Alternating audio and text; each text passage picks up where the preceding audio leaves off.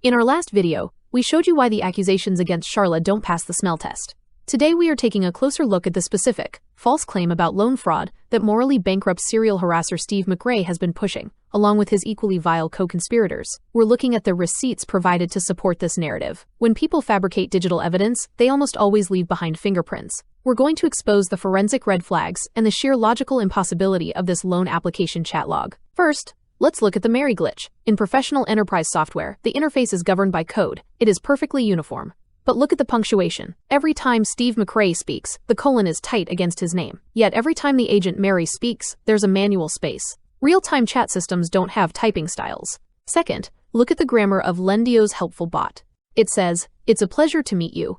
No apostrophe. This is a billion-dollar financial institution. Their automated greetings are not written by people who forgot third-grade grammar. They are hard-coded, professional scripts. But the sloppiness doesn't stop there. Look at the email addresses provided by Mary. At 10:14 a.m., she tells the user to email privacy@lendio.com with a lowercase p.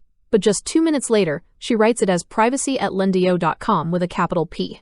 Both are in the middle of sentences. Standardized systems use hard-coded templates for contact info. They don't randomly change capitalization mid-chat. This isn't a computer talking. It's a human in an editing program who can't keep their own formatting straight. These are the digital fingerprints of a manual forgery.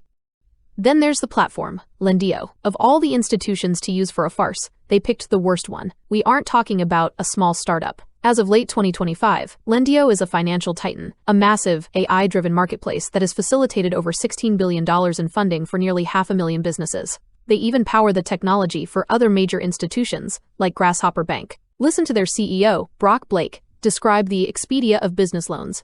Let's kick off with a brief overview of Lendio, if that works for you. Yeah, great. So Lendio is the largest marketplace for business loans in the United States. We've funded over 100,000 business owners for $2 billion of loans on our platform. So what that means is we're not a balance sheet lender ourselves. What that means is that Lendio is a powerhouse in terms of small business financing, and not a group of degenerate restrained harassers using Photoshop to frame innocent women.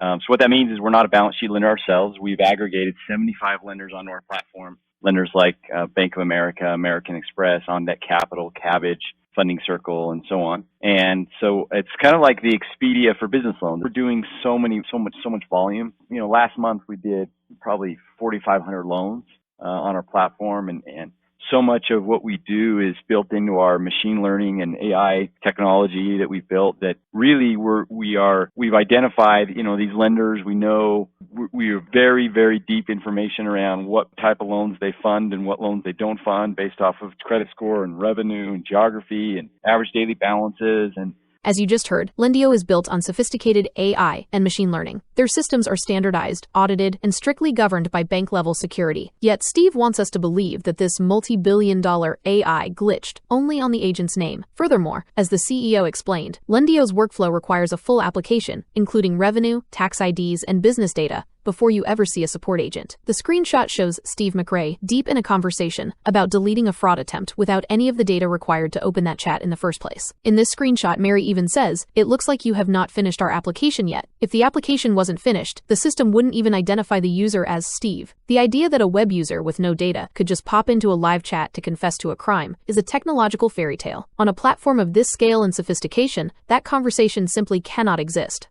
Finally, the dialogue. We are expected to believe a harasser trying to commit loan fraud would open a chat and literally type, "My name is Sharla. I was trying to get a loan in another person's name.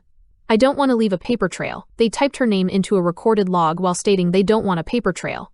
This isn't how real people behave. It's a scripted confession designed specifically to be found by Steve to justify his abuse. We want to be crystal clear about the severity of this specific infraction. While fabricating a document for a prank might seem like a civil matter, once it involves financial institutions or law enforcement reports, it moves into the territory of federal offenses. The people involved have varying degrees of responsibility and complicity. Not only are they involved in a fabrication using a real company, they're using it to attack a private citizen. If none of these lifetime restrained harassers attempted to defend their case in court with this lone screenshot they were so confident about on social media, you should wonder why. We've debated whether to move on to other true crime stories or continue speaking on this case.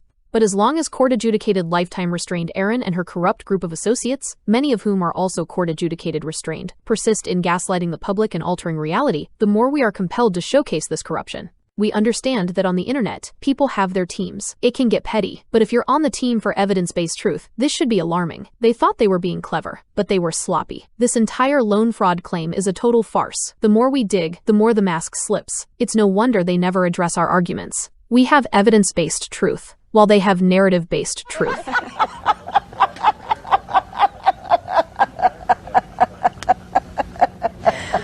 Oh dear. Oh, that's funny. Fuck you, bitch! Fuck you.